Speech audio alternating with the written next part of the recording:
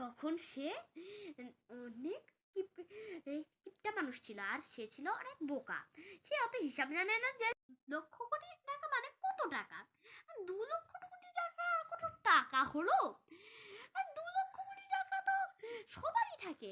সে হিসাব না জেনে সে ভাবছে এটা অনেক বড় টাকা, তাই সে তার সব টাকা দিয়ে দেয়, দিয়ে খয়রাতি হয়ে যায়। জামা কাপড় বেচে দেয়, ল্যাংটু হয়ে খয়রাত করা শুরু করে। এরপর খয়রাত করতে করতে একদিন তাকে আবার ডাক পড়ে হাসপাতালে।